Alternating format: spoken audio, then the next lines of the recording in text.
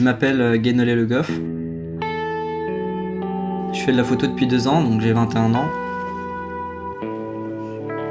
Vous pouvez me retrouver sur Facebook au nom de Guéno16 et sur Instagram aussi. Voilà, avec mon premier salaire, en fait, j'ai voulu m'offrir quelque chose et apprendre. Donc j'ai choisi la photographie, je suis tombé là-dessus un peu par hasard. Et je me suis mis à faire un peu des photos de paysages, le soir, au coucher de soleil. Là, je commence à me mettre un petit peu au portrait, à l'urbex, il y a plein de nouveaux domaines, l'astrophoto, donc c'est ça qui me plaît, c'est que chaque jour on fait un truc un peu différent, quoi.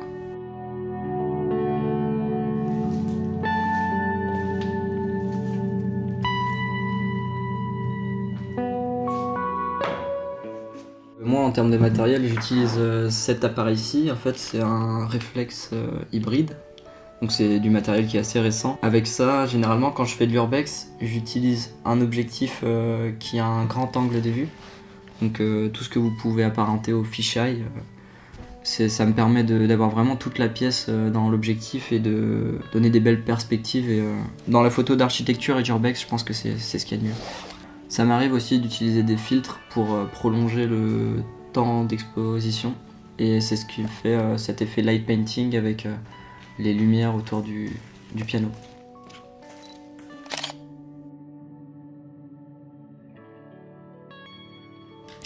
C'était la première fois que je faisais de l'urbex vraiment dans la photo, parce que c'est pas le tout de faire de l'urbex, il faut aussi que l'endroit il soit intéressant visuellement. Et quand c'est une usine vide, je trouve ça moins intéressant, il y a moins à développer.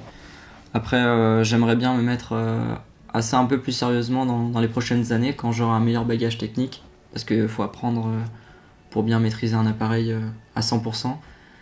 Et voilà, ce qui m'intéresserait, ce serait de faire vraiment des grands espaces, style des sortes de dômes, des satellites, des formes un peu circulaires, des grandes plaques de béton. C'est dans ce genre d'univers-là que je me retrouve plus que dans une maison hantée, entre guillemets, avec les meubles, l'effet château, manoir. Ça m'intéresse peut-être moins.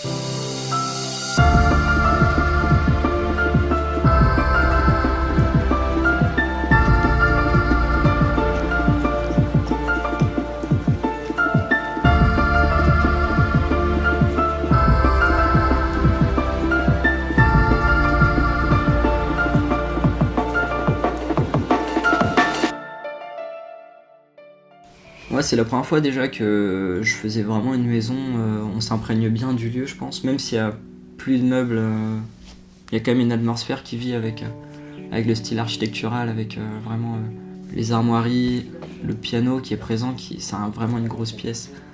À l'étage, il y avait une baignoire, des trucs comme ça. C'est vrai que c'est un peu différent comme je le disais, d'une usine où c'est très froid ici. On se sent vraiment chez quelqu'un en fait.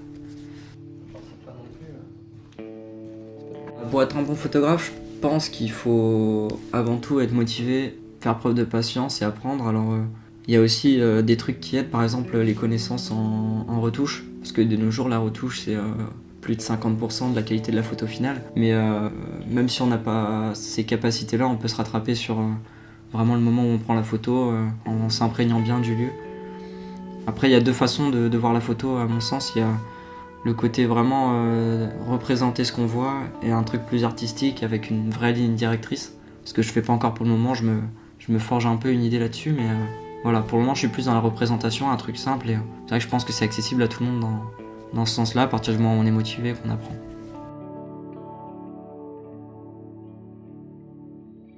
L'avenir dans la photo, on verra. Pour le moment, je suis vraiment concentré sur apprendre, peut-être faire des études. En fait, c'est ça qui va définir est-ce que je m'y mets à fond ou non. Après c'est assez compliqué, il n'y a pas beaucoup de débouchés vraiment dans le photographe pur, c'est compliqué de se lancer. Hein.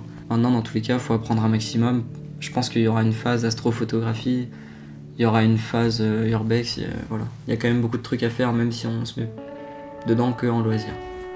Ma vision de la photo dans le futur, je pense qu'on y est déjà en fait, parce qu'aujourd'hui c'est relativement simple de s'acheter un appareil, il y a les téléphones qui sont tout simplement d'une qualité ouf. Même la mondialisation fait qu'on peut voyager plus facilement, les gens aiment apprendre la photo, aiment en faire, donc je pense qu'on est déjà dans une vraie phase de transition dans le monde de la photo.